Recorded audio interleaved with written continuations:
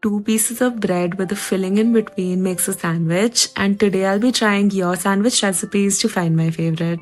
We'll be rating them on the scale of creativity, ease, and taste. So let's get you started with the first one. She's a Mona Lisa. Everyone's lining up to see her.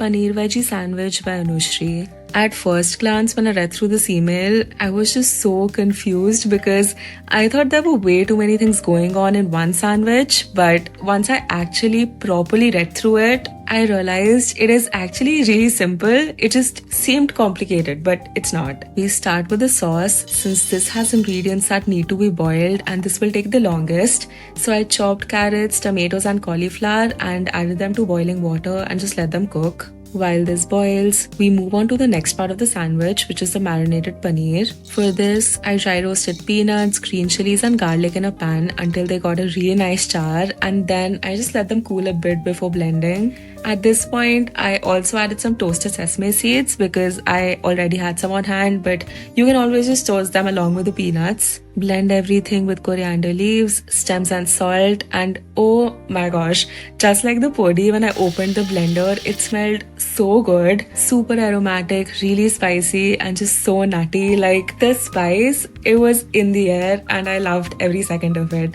My eyes, not really, but me, yes. The texture isn't meant to be super smooth, it's more like a thick, coarse paste, and I just coated my paneer slices with this and cooked them on a pan until both the sides had a nice crisp. By this time, my vegetables, they were still not done boiling, so I just decided to move on to the third part and the final part of the sandwich, which is the caramelized onions and mushrooms. Now, my problem with onions is that I just don't like peeling them. So I don't mind chopping them once the peel is off, but I just hate taking the peel off. And with onions like this, you have to remove like 2 or 3 layers, which is so annoying, but yeah, I did it. I sliced the onions and mushrooms and added them to a hot pan without any oil. So for caramelized onions and mushrooms, you want to cook them dry until the mushrooms release all their water and shrink down. And then when the bottom of the pan starts getting a little bit brown, that's when you start adding splashes of water, scrape everything, and then just cook it until everything turns glossy and juicy. Always finish with some butter because that is what gives that final sheen and it just makes them look so much more appetizing and of course more delicious. Okay, finally my vegetables were done cooking. It took a while.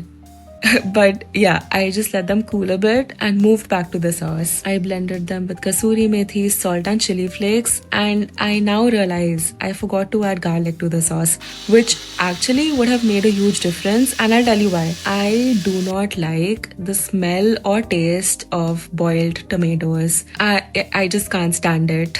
So growing up, my mom used to make this tomato soup with lots of vegetables and I hated it. It smelled exactly like that. Yeah, I knew I wouldn't like this. But yes, the garlic would have definitely masked that smell a bit and made it better, but what's done is done. I spread the sauce on one side of the bread, added the paneer and topped it with the caramelized onions and mushrooms. And yeah, then I toasted it with some butter. And listen, I was prepared to be a hater.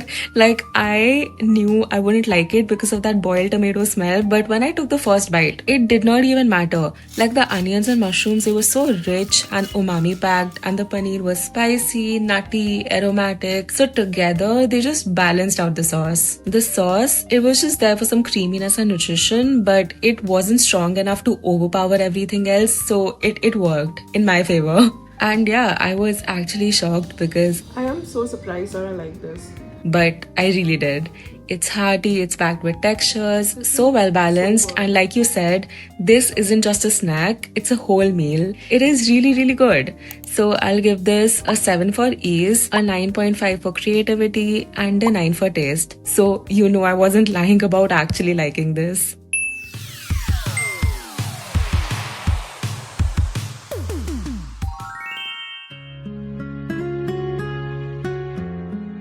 Avocado Crunch Sandwich by Samantha. If you didn't know, well, it's a good thing that you didn't know, but I'm gonna say it anyways.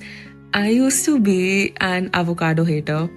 This video is making me realize that maybe, just maybe, I'm just a hater. That is not true. No, but like, seriously, I once made a whole video dissing avocados, saying they're bland, they have no flavor. I don't even remember what all I said, but I was not happy with avocados back then. And now I am obsessed. So this sandwich obviously has avocado. Mine wasn't fully ripe in the center, but it was fine. It was still mashable and delicious. I mashed the avocado with some salt and lemon juice and spread it on a slice of bread and then drizzled some hot sauce over it. On the other slice, I spread a layer of cream cheese, and this sandwich also has thinly sliced cucumbers for freshness and crunch, so I used a mandolin to get them extra thin. For some more crunch, we have nachos, and I actually had some mad angles at home, so I just used those, crushed them up in my mortar pestle, which I recently got, and I just love it.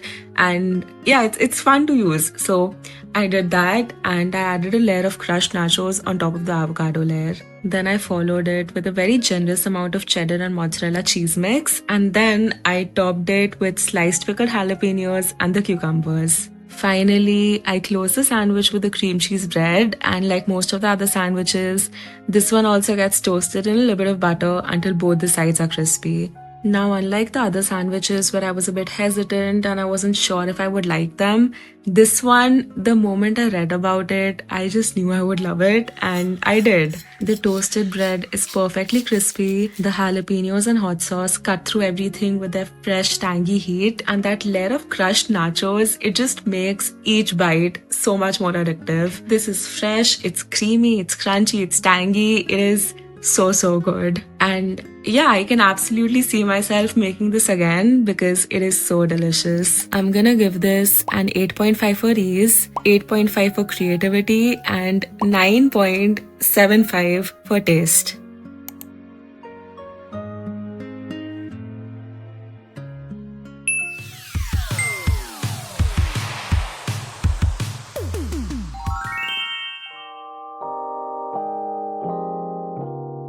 Caramel Nutella sandwich by Akshaya. So this is a pretty straightforward recipe, and all you need are a couple of ingredients. First, we need some sugar, which we're gonna melt in a pan until it turns into caramel. Basically, you just wanna let the sugar brown and melt completely until it turns golden and sticky and nice and caramelly, and just it smells really good.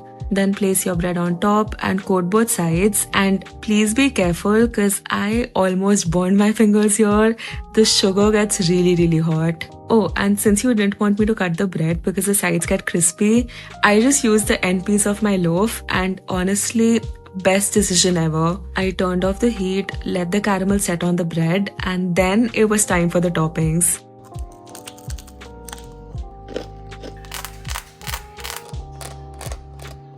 I took some Nutella, spread it generously over the caramel coated bread, and then I added lots of chopped dark chocolates and lots of nuts. I went with walnuts because walnuts and chocolate, they are such a classic combo, and I also did cashews and almonds. And listen, I know you didn't ask me to, but it would have been a crime not to add some flaky salt on top, so I did. Of course, I had to. Now, when I first read this recipe, I admit I was a bit skeptical because you know when you read something and you just think that's going to be way too sweet.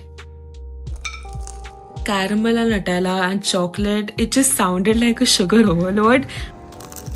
But the first bite completely changed my mind. I used 70% dark chocolate, which really brings that subtle bitterness that cuts through all that sweetness, and the nuts add this deep toasty flavor and crunch, and that flaky sea salt, it really makes it. It actually reminds me a little bit of the Nutella waffle from Belgian waffle, which I absolutely love. It's obviously not the same, but it has that same indulgent crispy on the outside, soft on the inside vibe, and since I get Belgian waffle cravings a lot, I can totally see myself making this. Not every day, obviously, but maybe like once a month or so. I'll give this a 9 for ease, 8.5 on the scale of creativity, and 9.5 for taste.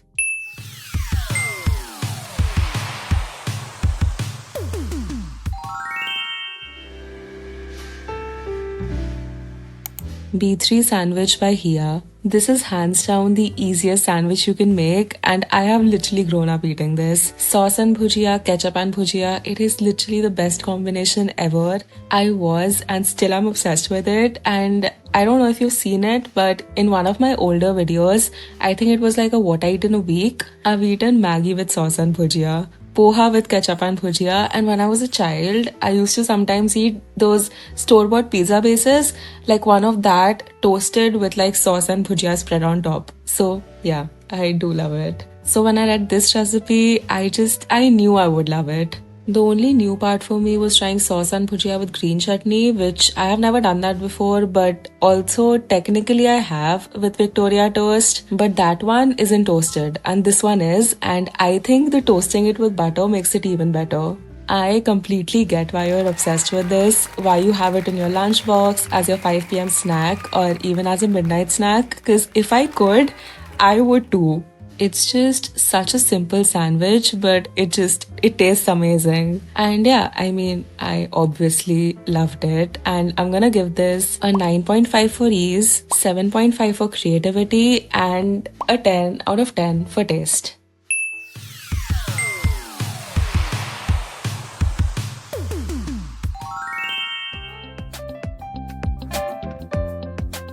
Podi potato sandwich by Vidya. So this one, it is the first sandwich I made in this episode, but I'm putting it last, and that's for a reason, okay?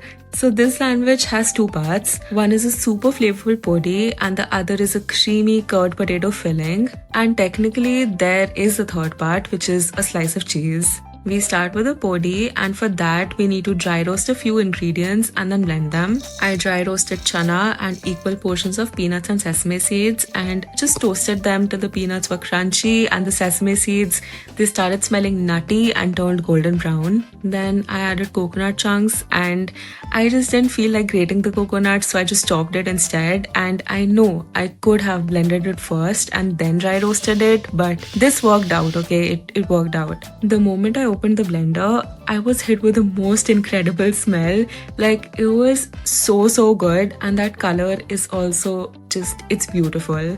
Moving on to the filling, take some boiled potatoes and mash them with a fork. Add hung curd, chop green chilies and coriander and add those as well. Some salt and then mix it all really well. This filling on its own is already so delicious. I know because I obviously tasted it for salt, and yeah, it was so good. Time to assemble. Take 2 slices of homemade bread, spread a generous amount of podi on one slice, and by generous, I mean a lot. On the other slice, place a slice of cheese and the creamy curd potato filling and close the sandwich. Toast it in a pan with ghee or oil, and I went with ghee because ghee and podi, they're like a match made in heaven, and just listen to that.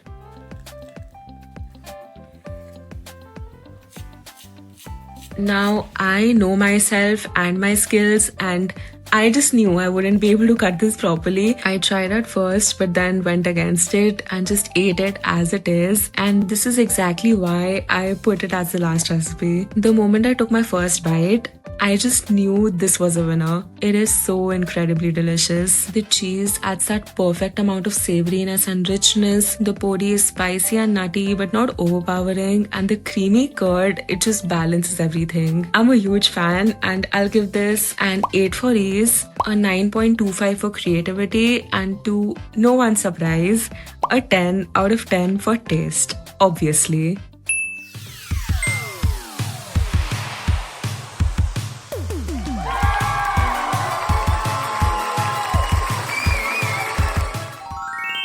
She's a Mona Lisa.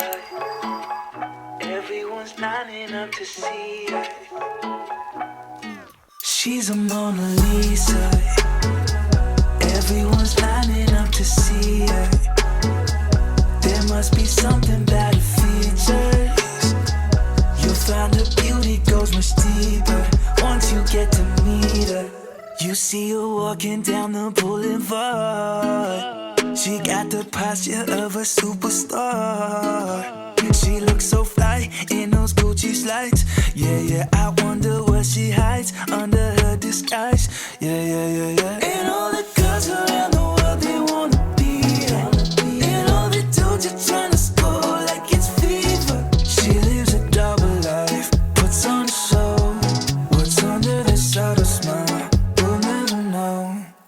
She's a Mona Lisa. Everyone's lining up to see her. There must be something about her features. You'll find her beauty goes much deeper once you get to meet her. She's a Mona Lisa. Everyone's lining up to see her. There must be something about her features. You'll find her beauty goes much deeper once you get to meet her. Let me paint a picture. I see they don't understand. Feeling like Picasso. She brushing against my hands. Seen you from around the way. You didn't give me the time of day.